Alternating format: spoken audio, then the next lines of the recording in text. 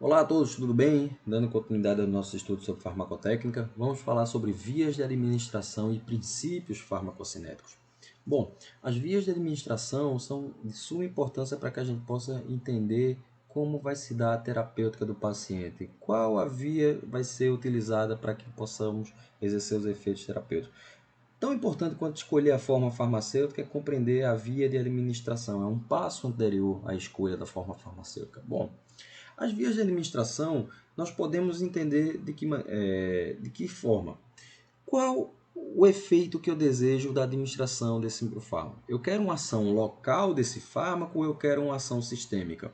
Se a minha escolha for por uma ação local, uma ação tópica, eu vou escolher algumas vias a depender do local de ação. Como, por exemplo, se eu quiser uma ação na região genital feminina, então a via vaginal. E se eu quiser uma ação na uretra, na via uretral, e por aí vai. Então, a utilização da via oftálmica, a via conjuntival, a via auricular, a via nasal, a via pulmonar, a via percutânea. Então, são locais que eu tenho ação tópica restrita àquela região, que me dê a segurança do tratamento naquele local, naquela região, sem que haja uma repercussão sistêmica.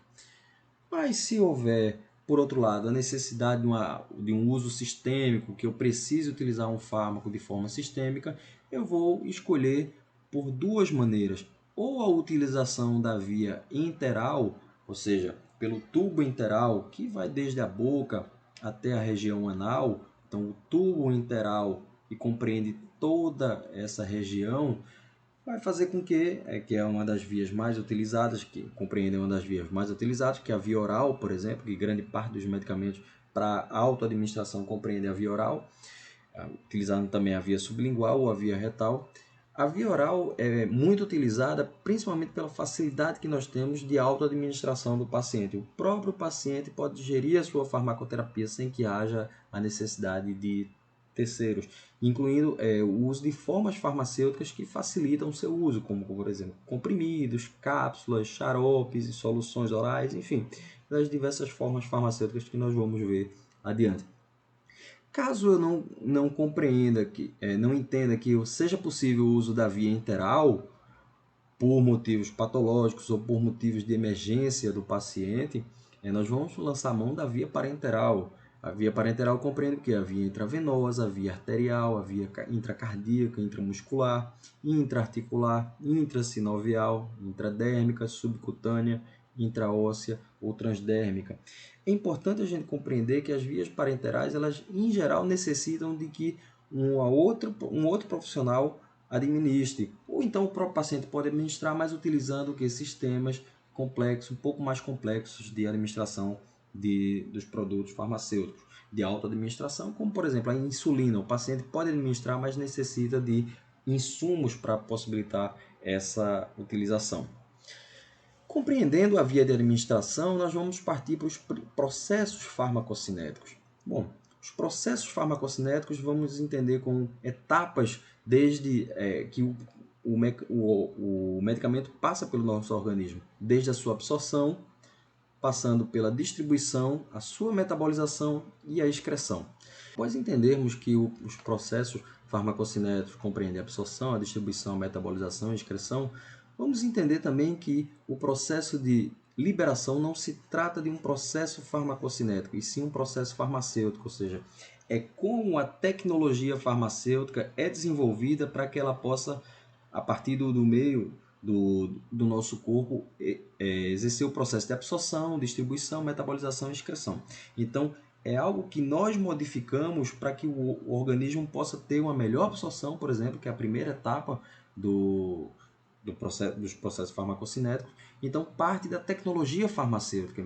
Então, nós vamos ver um pouco mais aprofundado quando falamos de formas farmacêuticas sólidas, formas farmacêuticas líquidas e formas farmacêuticas semissólidas, para compreendermos o processo de liberação.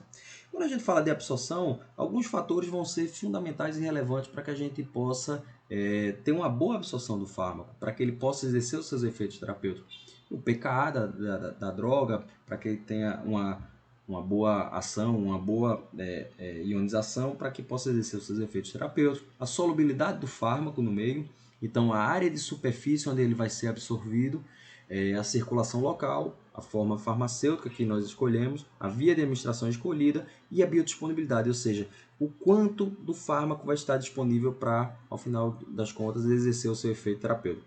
Distribuição, que nós vamos compreender que o fármaco ele pode ser distribuído por todo o nosso organismo, para outros órgãos inclusive, precisamos compreender um parâmetro farmacocinético que é muito importante para a gente avaliar a ação do fármaco, que é o volume aparente de distribuição.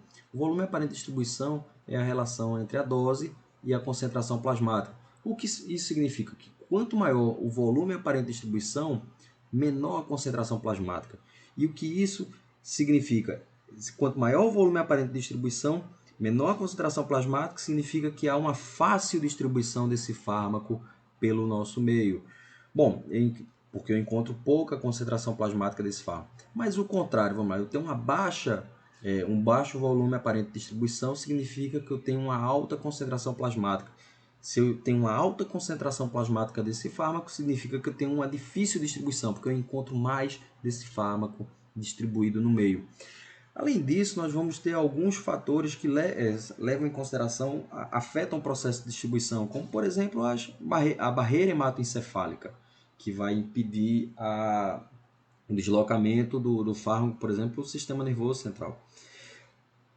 Voltando para o volume aparente de distribuição, alguns fatores influenciam o processo de distribuição. Por exemplo, se o fármaco tem depósitos temporários de ligação, como por exemplo as proteínas plasmáticas, dentre as quais a principal que é a albumina, que vai ser um depósito temporário desse fármaco no meio. Então, que os fármacos se ligam com menor força de interação a essas proteínas plasmáticas, por exemplo, e vão se tornar depósitos temporários. Vamos ver um pouco mais adiante sobre os modelos compartimentais, modelo monocompartimentado e bicompartimentado. Mas para que a gente possa entender de antemão o seguinte, que não existe uma ideia de linearidade, ou seja, o fármaco é absorvido, ele passa por um processo de distribuição, metabolização e um processo de excreção. Não necessariamente funciona dessa maneira. Nosso corpo atua com um processo bicompartimentado, ou seja, onde eu tenho a absorção de um fármaco, o processo de distribuição entre compartimentos que são temporários, compartimentos que não seguem esse processo linear, então depósitos temporários, e eu tenho o processo de excreção. Então, por isso faz com que haja um tempo maior do fármaco no nosso organismo e a gente precisa conhecer esses parâmetros para fazer o ajuste de dose, por exemplo. Mas isso é muito mais para quando a gente vai entender a farmacologia.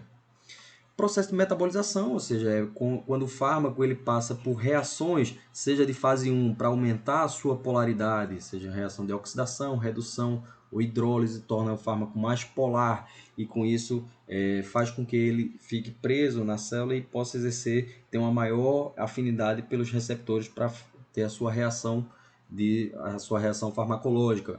E as reações de fase 2, de conjugação, que permitam que ele seja eliminado, que ele passe para a etapa de excreção. A excreção é uma etapa irreversível, ou seja, após a excreção o fármaco não volta para o nosso organismo. Então, vários parâmetros farmacocinéticos são utilizados para avaliar o funcionamento do nosso organismo, inclusive a presença de fármacos no organismo. Então, por exemplo, o exame da depuração, que é o clearance. Além disso, é importante a gente possa avaliar o tempo de meia-vida do fármaco no nosso organismo, quanto dura para que ele diminua pela metade da sua concentração inicial. Bom, essas são etapas do processo farmacocinético, que esse slide aqui, essa figura, compreende muito bem. Bom, quando avaliamos essa imagem aqui, isso remete ao fato de nós não termos um único compartimento. Um compartimento central nós vamos ter, que é o sistema circulatório, né? Então, onde fármacos e os metabólitos vão indiretamente ser lançados para que possam ser excretados, principalmente pela via renal. Mas antes disso, por exemplo, a administração de fármacos, se eu utilizar, por exemplo, a via oral ou a via retal, que utilizam o trato gastrointestinal. Esse fármaco vai ser absorvido pela boca, vai estar em constante interação com o estômago, o intestino delgado, o intestino grosso e o sistema circulatório. Notem que aqui há um equilíbrio, onde há as duas vias, o fármaco pode estar contido nos dois reservatórios. Quando nós avaliamos outras vias, como por exemplo a pele, o trato respiratório, podem ter essa via também, a ação sistêmica, mas em menor intensidade. Quando utilizamos a via intravenosa, o fármaco ele vai diretamente para a circulação. E por isso que nós entendemos que a via intravenosa é a que tem 100% de biodisponibilidade. Ou seja, está 100% do fármaco na sua formativa disponível para exercer os seus efeitos terapêuticos. Bom, e isso é importante para que a gente compreenda que qual a via de administração vou utilizar me permite que haja uma absorção maior ou menor. A minha resposta ela precisa ser rápida, lenta, eu não posso ter um processo de absorção, eu preciso da ação imediata ou não. Tudo isso vai ser levado em consideração no momento da escolha da minha forma farmacêutica e da minha via de administração. Então é importante compreendermos que, primeiro, não há um único compartimento em nosso organismo e ele não segue uma forma linear da absorção, distribuição, metabolização e excreção. Nós temos um modelo multicompartimentado, ou seja, bicompartimentado. Alguns autores até sugerem mais de 2 compartimentos, mas dentro da farmacocinética entendemos que o modelo bicompartimentado explica muitas das reações, seja de primeira ordem ou de segunda ordem, onde há uma interação desses compartimentos que fazem com que a dose se mantenha por muito mais tempo. Ok, pessoal? Um grande abraço e tudo de bom!